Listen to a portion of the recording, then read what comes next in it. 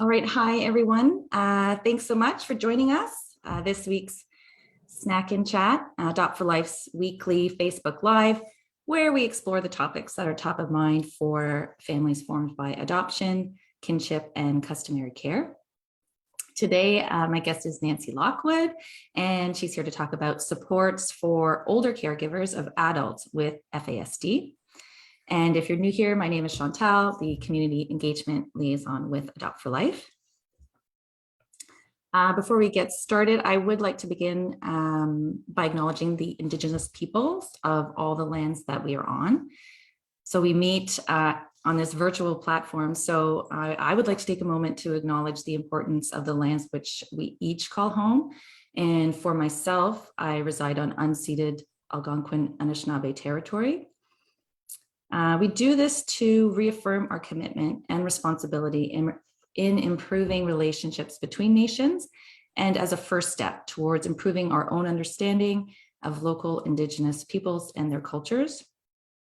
So I hope you'll join me in a moment of reflection to acknowledge the harms and mistakes of the past, and to consider how we are and can each, in our own way, action forward in a spirit of reconciliation and collaboration.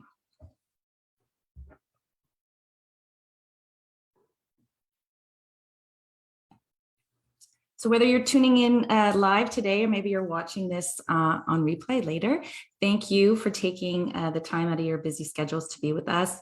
Feel free to ask your questions, put them in the chat below, and we'll do our best to get back to you ASAP with some answers. I'll just take this time to remind you that the live stream is on our public Facebook page. So whatever you're sharing in the comments, that's going to be available to the public. So I'll ask you just to be mindful and not include any identifiable information, so names or health information, if you're asking or discussing your children.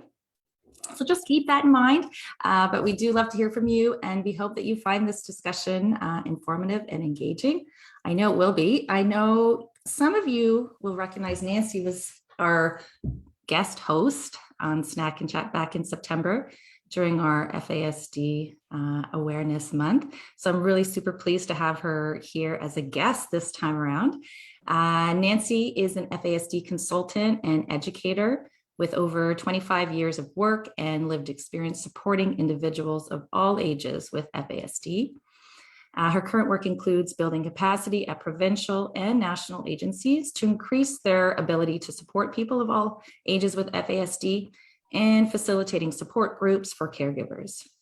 And previously, Nancy managed Able 2's Fetal Alcohol Resource Program, a program she helped to design in collaboration with Kids Brain Health Network, CHIO, and the Children's Aid Society of Ottawa. Nancy continues to provide FASD education workshops to professionals and frontline workers in multiple sectors. So welcome, Nancy. So nice to see you again. So nice to see you too, Chantal. I love doing anything to do with Adopt for Life. Yay.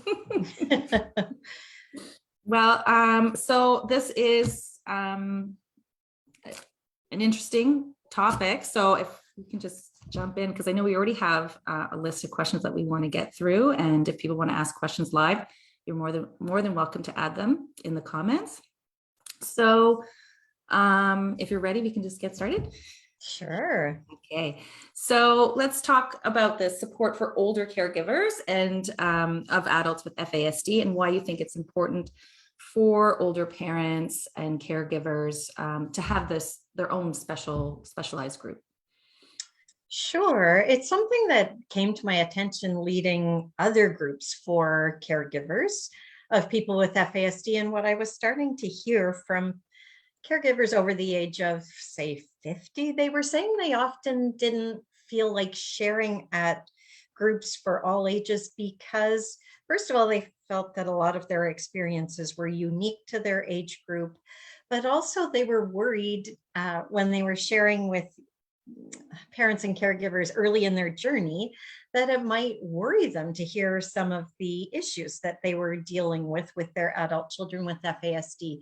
Sometimes when you are raising somebody, you can't look that far down the road. You're sort of dealing with this year, next year, and doing that sort of planning. But I just kept hearing from caregivers that they wanted a group for those aged 50 or older, 55 and older. So I actually had gotten a grant last year through Health Nexus to run a group for senior caregivers. And by that, we just asked anyone who identified as a senior who have adults with FASD. And I'll tell you some more about that group in a minute, but it just really seemed to do people a lot of good to be with peers who are experiencing similar sorts of things. And I do think that the people who are senior caregivers now didn't have many resources when kids were growing up. So that's the other thing too. I don't think it necessarily will be so difficult for these younger caregivers who have things like the FASD worker program and Adopt for Life. But for a lot of the older caregivers, there really was nothing when they started this journey. Yeah, well, that makes sense. I mean, for the people that you were helping to support along the way, and then they came to you directly to say, hey, listen, can we do this in our own group, you know? And it sort of in that more peer-to-peer, it's always peer-to-peer, but within the same age group. Well, I think also that we are all dealing too with our own mortality. You never know when we're going to go, but for a lot of caregivers, for instance, in that group I just did, the caregivers were aged 55 to 85. And so, this is a reality. We really need to think about the future of our loved one with FASD and make a plan. So I think it's an issue for all ages, but it gets really real when you sort of pass 50, 55. For sure. That makes sense. So that's, I mean, we could talk about that. It's a pretty deep existential question, but we only have 45 minutes. So, sure. I mean, making those plans and sort of dealing with that, your own sense of mortality as you get older and still having to take care of or want to ensure support for that person. That must be like obviously a common issue that brings these caregivers together. Are there any other issues that you see that bring older caregivers together? Yeah, we did a survey of older caregivers to see what their top concerns were, and it was interesting. We just kept hearing the same things again. So there was that piece, the lifetime planning, the financial planning, but we also found people were really hungry for resources or out of the box ideas related to housing. So a lot of the people that were in that previous group had adult children still living with them, and then a lot had come up with some creative arrangements. So that was the big one. We talked a lot about relationships. People want to talk about how to get their own child more connected in the community, but also as caregivers, how to stay connected, because it can be quite isolating. People seem to want to talk about how to fill their loved ones' days. So that might be employment, but it might be things like volunteer work, learning life skills, kind of depends where they are developmentally. But people just really seem to want ideas and to learn from each other, because there haven't been a lot of resources created for this stage of life. So the best thing seems to be this peer-to-peer support and sharing ideas. And people have come up with some really interesting strategies. And those are like major significant categories, like finances, housing, ongoing relationships, like day-to-day, like how people feel their day has a direct effect on their mental health too, right? Or feeling isolated. And so now coming back to when you first initiated this, I can see how when talking about this, it might scare or, people who are just beginning their journey with younger children. So I can appreciate that. Exactly. Because even if you just look at the topic of relationships, even in under that, that would include things like sexuality, contraception, how to meet a partner, safety on the internet, things like that a lot of these older caregivers are still dealing with. And also we talked a lot about siblings and how when we're gone, we don't necessarily want these responsibilities to fall on siblings, or perhaps not the sort of financial pieces, because that might harm the sibling relationship. So it was also how to bring other people in to be able to support some of these things after we're gone. Mhm.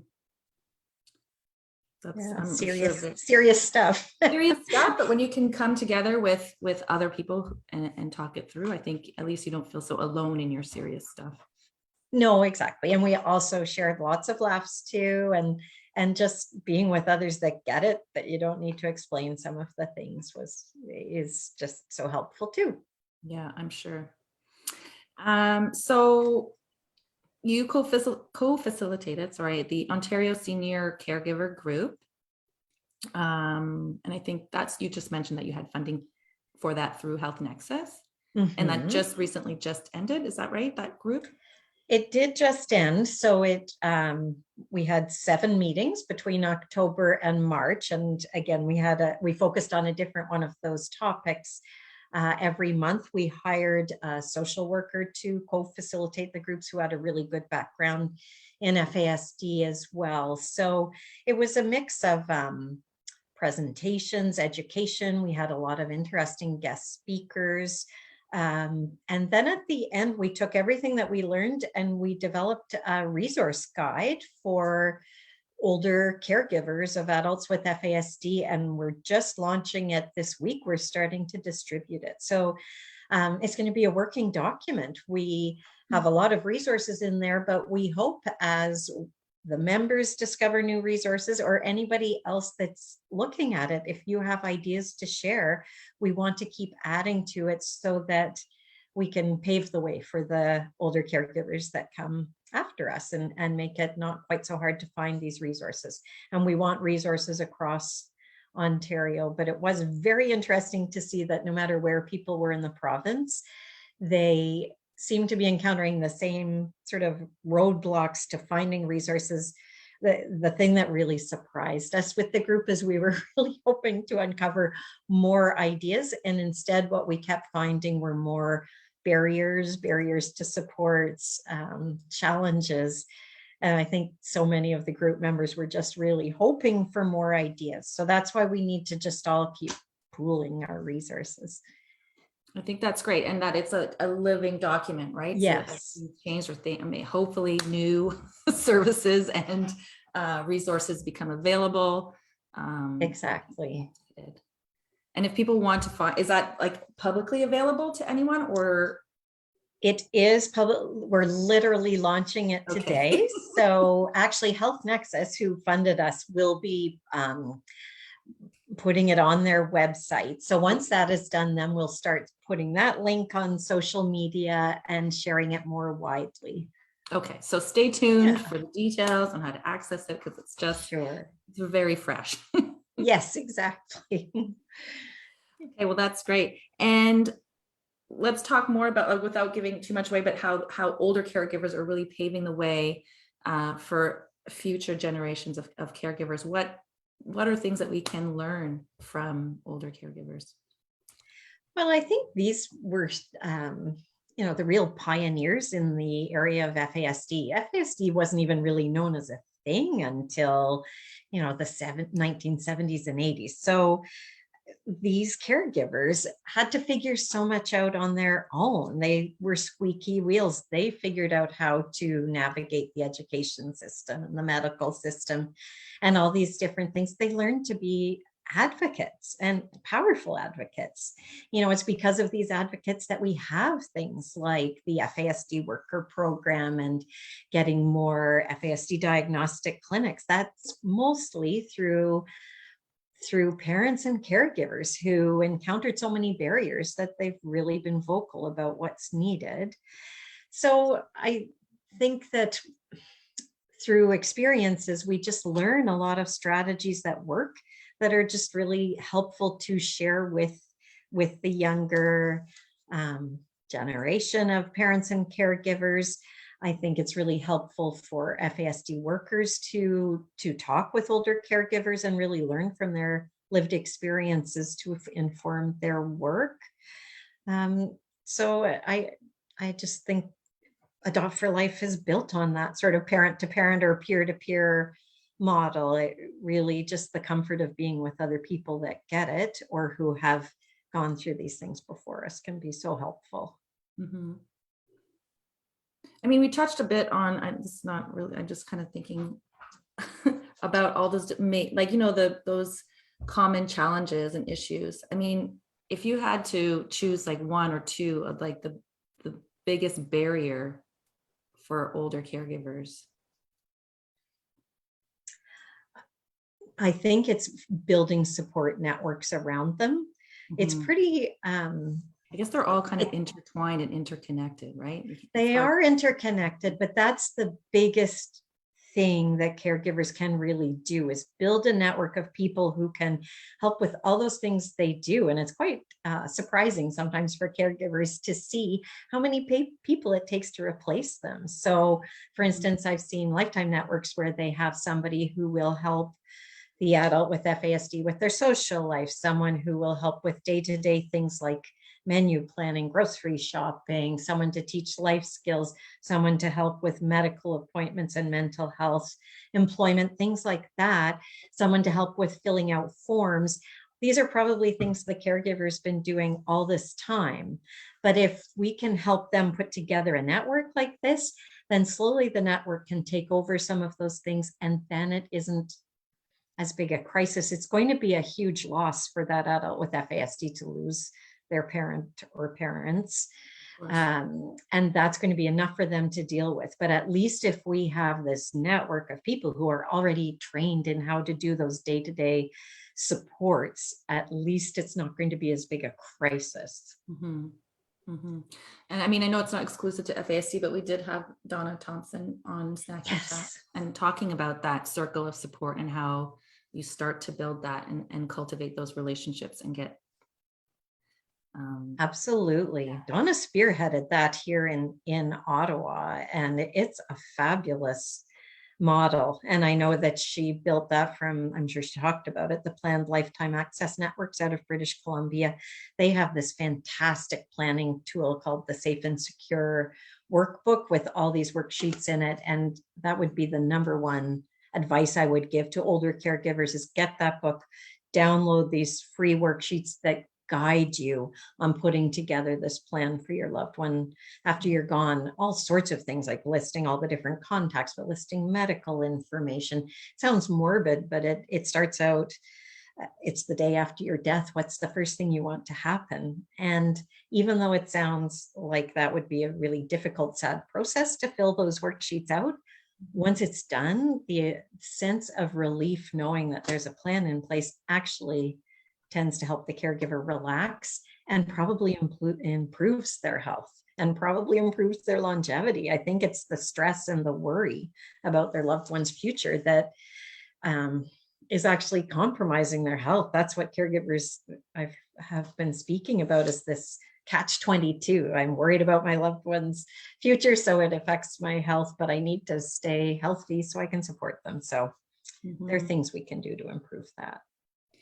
Well, I know for me, like when there's something that's really big and overwhelming that I have to sort of, but it's so abstract, like I can't, you know, and to have like worksheets that sort of just step by step. I mean, that, like, as you say, it's not something that you're going to enjoy doing, but at the end result of it, you have that sense of, okay, at least there's something written down. And exactly. You could feel more, relaxed. Yep. You could save it with your will, and even it's a great idea to go on once or twice a year and just update them, but at least you've got the sort of template done, and then just little things can be updated each year. Yeah. Okay, I know I have so many more questions. So you talked about the laughs you have. So what are some of the positive stories that you hear when the older caregivers meet in these support groups about the journeys that they've been on? Yeah, we always make sure we talk about positive things about our loved ones, funny stories, fun stories, and loved ones often enrich lives too. So as they get older, they often can help older caregivers with chores, with tasks, nurturing. It's interesting how it can become a more reciprocal relationship. Some of the other positive things too are just the friendships that form and how people support each other outside of these groups, sometimes meeting each other, introducing their adult children to each other. So just the connection, I think, is really important. But we try to also ask caregivers, what are things you do with your adult child with FASD that give you joy, and how can you do more of those things? It can be so hard for the caregivers to find respite, but sometimes respite can even just be doing those fun activities like playing a game, going for a walk in nature, walking the dog together, those sorts of things, just helping them realize that they can also focus in the moment on having joy with their adult child. Those are great. Those are great examples. Okay, this is one of my favorite questions. Okay. So if you had to put together a toolbox for an older caregiver or parent of an adult with FASD, so whether that's self-care, respite you mentioned, or education, so what would you recommend people put in their toolbox? Ooh. Well, the caregiver guide I was just talking about for older caregivers. Yeah. CAN FASD has a really good succession planning guide.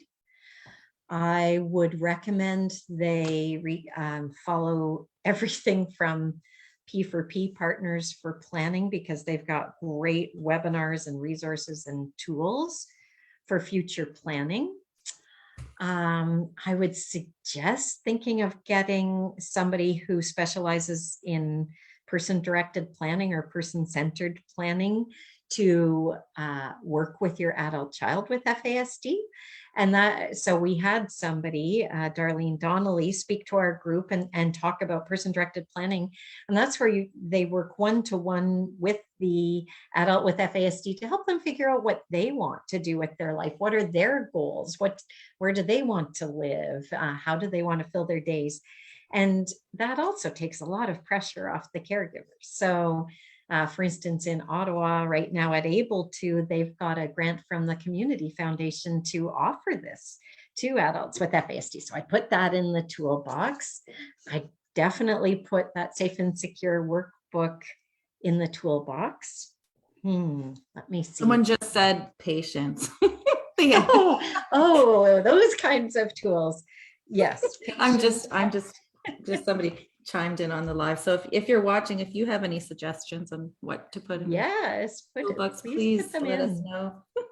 And I put information. Yeah, go ahead. I was going to say also just to information about interdependence and to understand that your adult with FASD may not live independently, but try to promote interdependence so that, and just demonstrate how you ask for help, because you can't do everything as an adult. I can't fix my car. So try to model asking others for help and then encourage them to ask for help. So I would also definitely put that in the toolbox. Also in the toolbox, I'd put all the pathways to apply for social supports, like the Ontario Disability Supports Program, Disability Tax Credit, passport funding through Developmental Services Ontario, because more adults with FASD are getting that now, how to set up a registered disability savings plan. So those sorts of tools, I would make sure that there's information on how to apply for all of those in there. Those are all fantastic ideas. And when we wrap up Snack and Chat, I'm going to come back and I'll put some links to all those, because I know you listed a bunch of amazing resources. So what I'll do is I'll post those links in the chat. So for anybody that wants to look into those, they'll be right there for you to access. Perfect. And support groups, right? That's in your toolbox. Yes, support groups. Good question. That's probably a good time to talk about the support group that we're launching in May. That's right. So, My Yeah, not so so subtle segue for my next your question. perfect segue. So I'm really honored that Adopt for Life has asked me to start a group for older caregivers of adults with FASD. It's launching in May, and we're going to meet every month from May to March, except for the month of July. We'll take that off. So we'll meet the second Wednesday of every month from May to March from noon till 1. I'm going to let you talk at the end about joining the Adopt for Life community. But anyone who was a member of the Ontario Senior Caregiver Action Network is welcome. Everybody is welcome. And in general, we're saying for caregivers and parents aged 50 and older, raising adults aged 18 and over.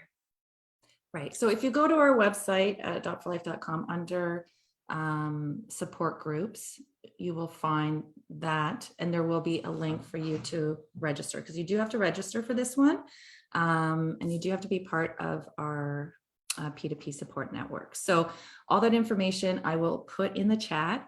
So if you're not sure if you're part of the P2P, then there's a way for you to find out. It's super easy. It's just going to be a couple of clicks away. And as Nancy mentioned, it starts the second, what did we say? The second Wednesday of the month, starting in May. Yeah. Yes, but exactly. Yeah. So just once I post the link, you can, it's really quick to just register. So we'll look forward to that. And we'll be posting it on our socials too. Yeah. And we hope to get some guest speakers as well. And we will focus on these areas that just seem to be common areas of need or topics that older caregivers want to discuss. Yeah. And we'll take as you ran the other one, suggestions. sort of like maybe like a theme for Free, yes. Yeah. And lots of opportunity for people to share ideas and things that have worked for them. We need to learn from each other. Okay, great. So I know in that previous question, you listed tons of websites, not tons, a few. Is there any other resources that you would recommend for older caregivers beyond the ones that you already mentioned? Like whether maybe it's a book or a blog or other websites? Well, last September, you featured a blog by Yvonne Williams called Our Sacred Breath. Yes. That would be an excellent blog for caregivers. I know that the Canada FASD Research Network is doing a lot of research related to grandparents raising their grandchildren with FASD, or even in some cases, great grandparents raising their grandchildren. I hope also, you're not hearing that noise. I don't know what, something's happening outside, some construction. So I don't know if I can't hear it. Okay, good. Okay. My Zoom is drowning it out. Great. Health Nexus has a lot of resources, and they also have other support groups across Ontario. They'll be launching their support group project again soon. There's for grandparents raising their grandchildren with FASD, they might want to join Can Grands, which is a Canadian-based organization. And in fact, I'm going to be doing a webinar for them on behalf of Adopt for Life in the next few weeks as well. Let me think again. I would recommend plan.ca, which is Planned Lifetime Access Networks, because they just have a wealth of resources on their site. And really anything that's been developed for the sort of neurodevelopmental disability community would be of help. I have a wish list too, and that is I wish we had something like the FASD worker program in Ontario for adults. Right now, FASD workers just support up to age 18 or up to age 21 if they're still in school. But I really, really wish that something similar would be launched for adults with FASD and their families. And that's one of the great things I love about Adopt for Life is you do support across the lifespan, which is why it's so great that you're hosting this group for older caregivers. That would be a great item on the wish list for sure. Yeah. Just because absolutely. Someone turns 18 doesn't mean the support just stops, right? Well, exactly. Yeah. And we even know that some of those really complex issues like aggression toward parents and caregivers, that can be an issue for older caregivers as well. We've heard of that. And PTSD and stress and need for mental health support. So a lot of those things are on my wish list. I wish we just had more resources, and hopefully more research and resources get developed for this older group. Yeah. Well, we'll keep working at it, keep advocating until we get our wish list, right? Yeah, exactly. That's how it gets done. Yeah.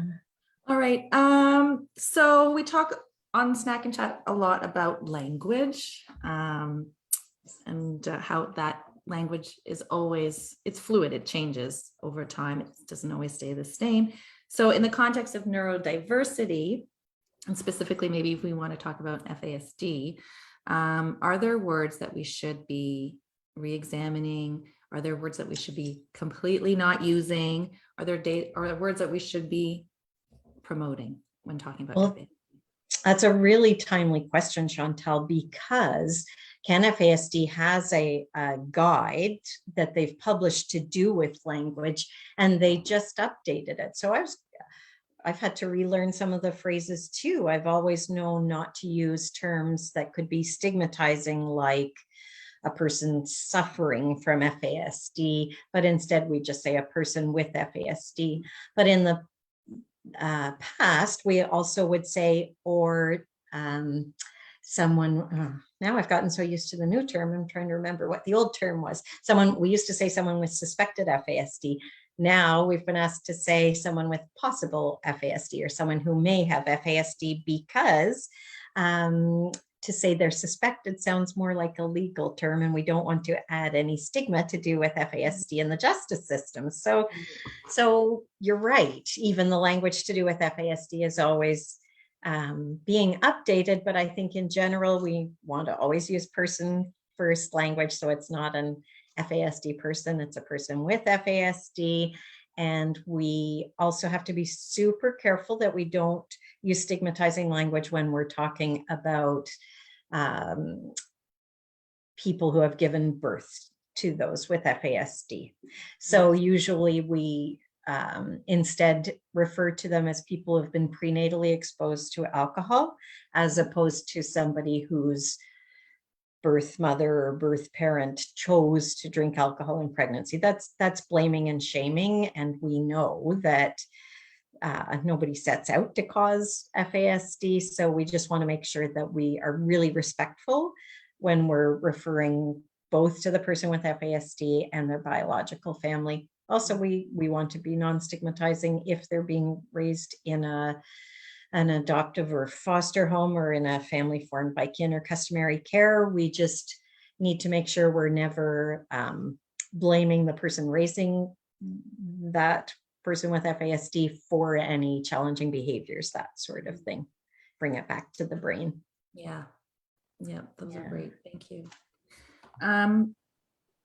So we're chatting with Nancy. Somebody just asked a question. We might not be able to answer your question live, but if we can't, I'm sure we'll get back to you and put it in the chat. This person would like to know if community living has programs for continuing care. There seems to be differences across the province. So I think the best thing is to reach out to your local community living. We did have somebody from one of the community living agencies present to our group. I think you'll find variation across the province as to how much they know about FASD and how much training they have received. It also seems to vary too in different regions. In some areas, my understanding is that some community living agencies manage the passport funds, but not everywhere. So for instance, here in Ottawa, it's managed by March of Dimes. So that varies as well. Really, the best thing would be to reach out to, for instance, your regional parent liaison and Adopt for Life. They could probably help you with navigation to some of that information.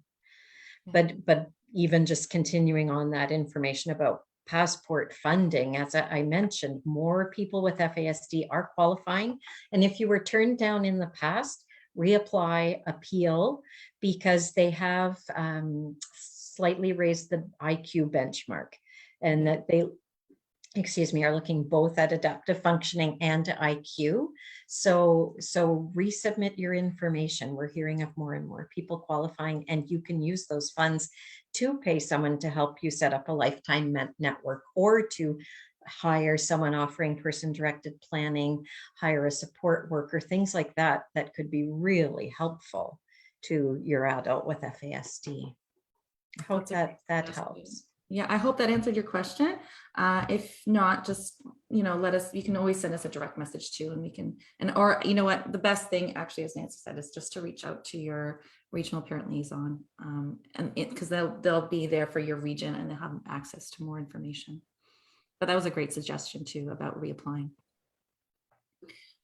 So we're just about going to close up. So I'm going to just now hand it over to you, Nancy, like for anything maybe we didn't cover, any questions that didn't come up that you feel would be important to address before we sign off.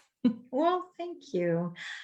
I guess I just have this passion at the moment to make sure that we are doing more for these older caregivers, not just because they need and deserve the help, but I think they did pave the way for these families that are raising children with FASD now. And we know that they didn't benefit from supports like FASD workers who could have helped with future planning, could have helped with that transition to adult services.